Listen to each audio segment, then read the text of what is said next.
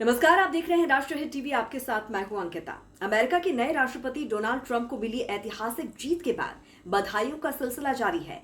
दुनिया के राष्ट्र अध्यक्ष उन्हें शुभकामनाएं भेज रहे हैं। पीएम मोदी ने एक्स पर लिखा कि आपकी ऐतिहासिक चुनावी जीत पर हार्दिक बधाई मेरे दोस्त डोनाल्ड ट्रंप। इजराइल के प्रधानमंत्री बेंजामिन नेतन्याहू भी उन्हें बधाई दे रहे हैं, क्योंकि अमेरिका के चुनावी इतिहास में 130 साल में ये पहली बार हुआ है कि पूर्व राष्ट्रपति जो पिछला चुनाव हार गया हो फिर से राष्ट्रपति बनने जा रहा है।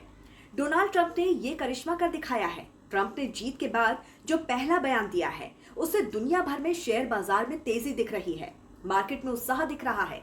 ट्रंप ने कहा कि वो युद्ध के पक्षधर नहीं है, वो नहीं चाहते कि दुनिया में कहीं भी युद्ध हो। यानी कि ट्रंप अब दुनिया में छिड़े 2 बड़े वॉर रोकने का काम करेंगे, जिससे दुनिया में एक नए ऑर्डर और युग की शुरुआत हो सकती है।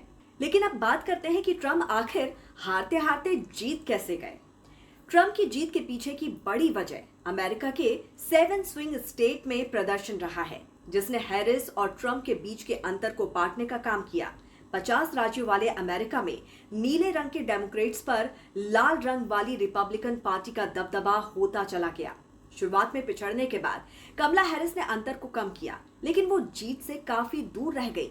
7 स्विंग स्टेट में ट्रंप कार्ड चल गया, जिसने उनकी जीत पुख्ता कर दी। अमेरिकी राष्ट्रपति के चुनाव की जब वोटिंग शुरू हुई तब हैरिस और ट्रंप के बीच बराबरी की लड़ाई मानी जा रही थी। इसके बाद के रुझानों में तेजी से उलटफेर देखने को मिला, जहां ट्रंप ने शुरुआत से ही हैरिस के मुकाबले लीड को बनाए रखा। इसके बाद कमला हैरिस की उम्मीदों पर पानी फिरता चला गया। डेमोक्रेट्स अपनी उम्मीदवार कमला हैरिस की जीत को लेकर निश्चिंत थे।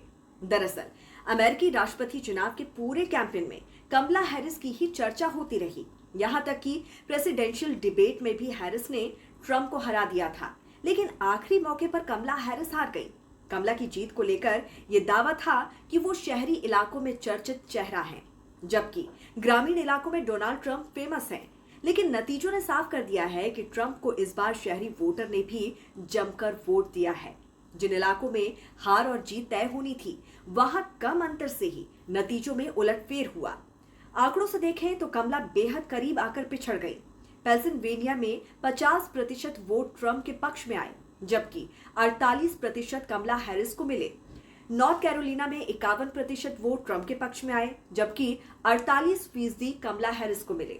जॉर्जिया में 50% वोट ट्रंप के पक्ष में आए, जबकि 48% कमला हैरिस को मिले। मिशिगन में 51% ट्रंप और 48% कमला को वोट मिले। एरिजोना में 51% ट्रंप और कमला को 48% वोट मिले। ट्रंप की जीत की बड़ी वजह यह रही कि वो अपनी आर्थिक नीतियों से अमेरिकी जनता को भरोसा दिलाने में कामयाब रहे। दुनिया के सबसे अमीर अरबपति एलॉन मस्क के समर्थन ने ब्रांड ट्रंप की योग्यता पर मुहर लगाने का काम किया।